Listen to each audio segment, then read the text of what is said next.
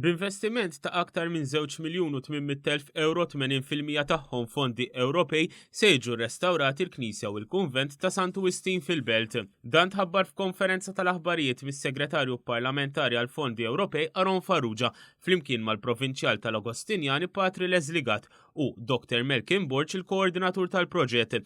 Il-proġett jinkorpora restaw strutturali tal-binja kemm minn ġewwa u anke minn barra filwaqt li se jikkumplementa wkoll restawr ieħor li qed isir mill-Patrijiet Agostinjani ta' diversi artifatti. Dan ir-restawr qed jixħed ukoll dawl fuq l-ewwel Knisja tal-Agostinjani fil-Belt Valletta li tmur lura għas-seklu 16 u li kienet inħattet. Fl-intern qed naħdmu fuq il-parti tal-kjostru fejn sibna reperti antiki u fl-iskavi arkeoloġiċi li jmorru lura għall-ewwel Knisja. L-ewwel Knisja li kienet tħares lejn Mar Samxett.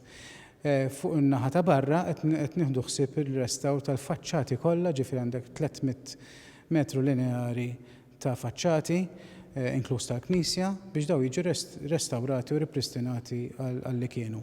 Ġala darba jkun les dan il-proġett kemm il-Kunvent u anke l-Knisja se jservu ta' mużew f'din in-naħa ta' isfel tal-Belt. Dan bilan li l-Agostinjani jiftħu l-bibien tagħhom ta' kuljum kemm għat-turisti u anke għall-pubbliku bilan li jesebixxu dak li ħallew mis-sirijietna filwaqt li dawk li jżuru l-post ikollhom toma tal-ħajja fil-Kunvent. Jispjega aktar dwar dan il-kunċett Patri Leżligat li esprima s-sens ta' kollaborazzjoni qawwija bejn il-Gvern u l-komunità Agostinjana f'dan il-proġett.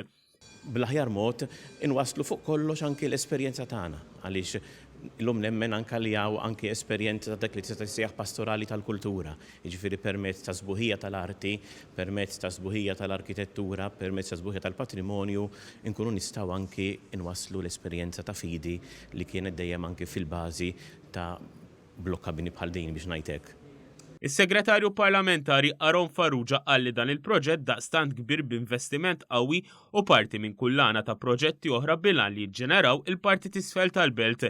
L-ewwel plastru huwa li nagħtu aċċess il-komunità tal-madwar li jgawdu ir-rikkezzi li tal-lum il-ġurnata kienu moħbijin jew mhux żviluppati daqstant. Minnaħa l-oħra, il-fatt li t-turist issa anki fix-shoulder period fi dak ix-xhur li mhux normalment jiġi t-turist jista' jżur din il-naħa tal-Belt Valletta u jgawdi ir-rikkezzi illi hawn. Allura għandna skop turistiku imma wkoll skop importanti ta' komunità li nsaħħu l-komunità u l-komunitajiet fil-pajjiż. Il-proġett jinkludi wkoll l-installazzjoni tal-lift bilha li l-binja tkun aċċessibbli għal kulħadd.